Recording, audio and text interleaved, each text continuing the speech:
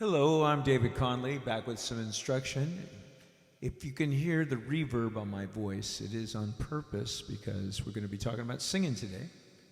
And I personally like to have a little verve on my voice when I'm singing in front of people. Mainly because it just makes it sound a little more full and a little more ethereal, which I love, both of those. I'm kind of the same way with the piano.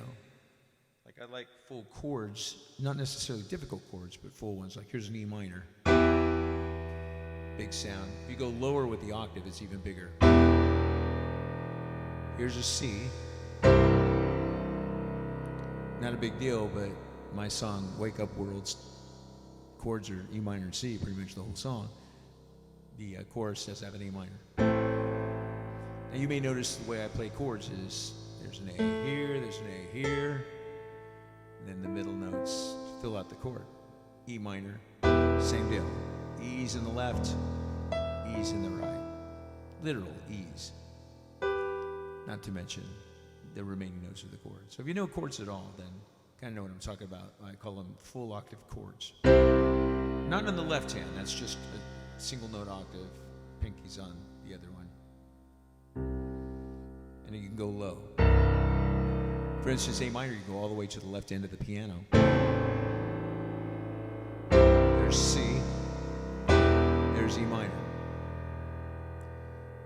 Other than the bridge, those are the three chords in that song. So you can obviously make a song with a few chords. It's kind of how you play them. And as a piano player, I might play chords in arpeggiated styles like these.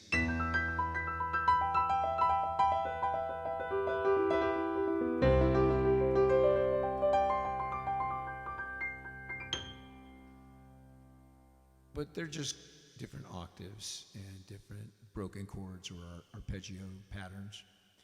And sometimes I'll throw in the 9. They call it add 9 because you literally add the 9 once in a while. And that, in the case of C, would be the D. Or E minor, F sharp. Or A minor, B. It's kind of a nice touch, throw in the 9. But add 9, you're not adding a 7. A real 9 chord has the 7 as well, and that's not going to sound probably as good for rock. Anyway, what I want to talk about is singing. So these chords are great warm-up chords depending on your range vocally. I would say if you're a guy like me and you want to start low, A minor might be your best bet. So A minor is a full voice chord, is played with A's on every side, with the right hand having the remaining notes E and C in the middle.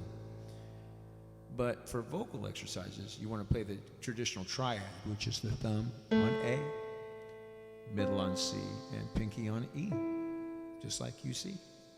My left hand's doing an octave A, so that I have 2 bass notes coming out at once, get a little fullness, and that's the sound. Sounds big, but it's pretty basic, right? Well, after you do that, you can do a little vocal exercise, which is la la la la la la la la la. Now for a guy, that's a little high, but not super high, so you should be able to do that one. And you play it while you sing it. La la la la la la la la la. And it's the alphabet. A, B, C, D, E, and then D, C, B, A. With those letter names, it's a lot tougher going backwards than forward. However, it's not about the letter names. It's about the 5-finger position. That's not so tough to go up and down. You don't have to think of every letter name as you do it, but you do know that it's the first 5 letters of the alphabet. A, B, C, D, E, D, C, B, A, and that's why we don't sing those syllables because they're pretty tough to get out. So we sing la, la, la, la, la, la, la, la, la, la. Or if you're real low range, la, la, la, la, la, la, la, la, la. They're both right, you know. You could even do it in your left hand,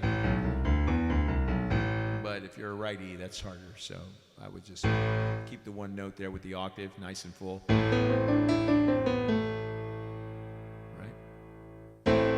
If you sing it la la la la la la la la la, it goes with that chord real well. Right? So you're kind of beginning the idea of scale tones creating music. And you might even create your own music using la-las La, la, la, la, la, la, la, la. Those are the 5 notes I just sang, and I created a melody using them vocally. And I could do that on the piano using that same finger position.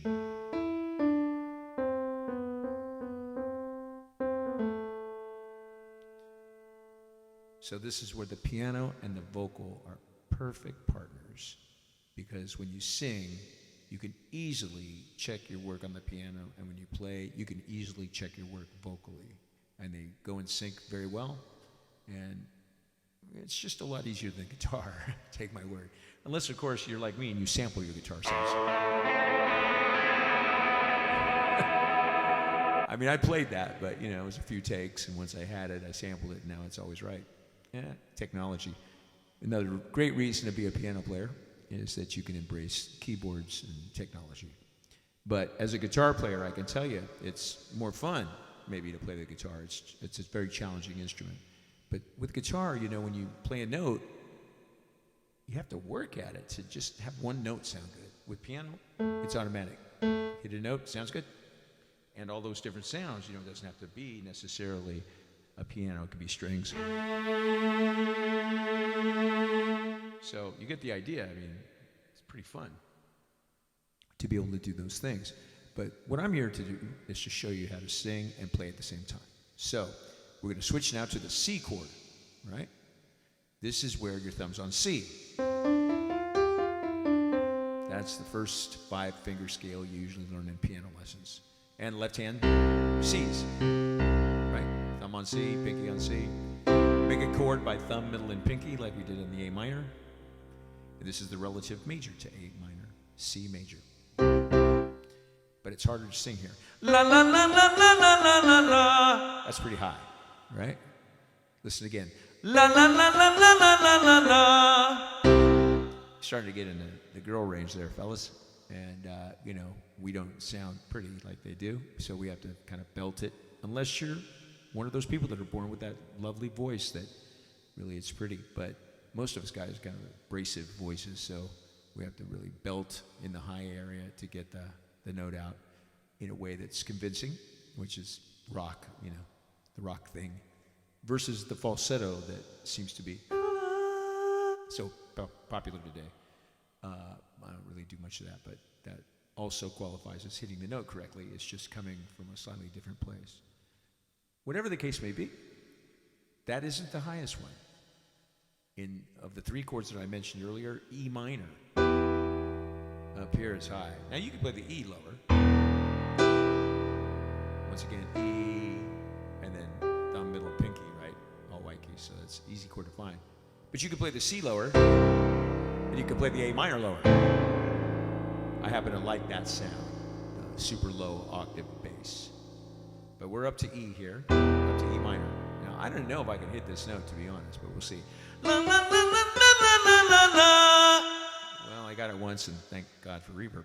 One more time. La, la, la, la, la, la, la, la. So that's the only one from today that has a black key, F sharp. And it's the same interval as the others, the other minor, A minor, but it has a different sound or a different look because it's a black key. And you can see that so that you can, you know, imitate it at home. And you guys, you know, hitting that note might leave a spot, but most women have the range to handle that as potentially maybe their highest note, or maybe that's just in the middle of a very high range. But notice I was using my chest voice to hit that note, not falsetto. That would have been la la la la la la la la, which is kind of like how women would sing in their head voice for those notes. But a lot of women that sing rock are going to be able to hit that B, and it's going to be their chest voice, just like what you heard me do. Whatever the case may be, just using these 3 chords, A minor, C, and E minor, in varying orders and varying sequences, allows you to sort of play some rock type stuff without a whole lot of knowledge, and also work your vocal with a very simple vocal exercise. And to review that, I'm going to go an octave lower so that we all get included here. Starting with A minor. La la la la la la la la la. That's the Jim Morrison version. All right, then the C chord. La la la la la la la la la. Works pretty well. And finally the E minor chord. La la la la la la la la la. That's the one with the black key. Okay? And once again, you can change the order of those. If you want to hear a song that uses these chords, you can check out my song, Wake Up World. In the meantime, feel free to practice every day. Not for long, but every day. Make it a habit if you possibly can. Thank you for checking it out. Feel free to subscribe. I'm David Conley, and I'll see you next time.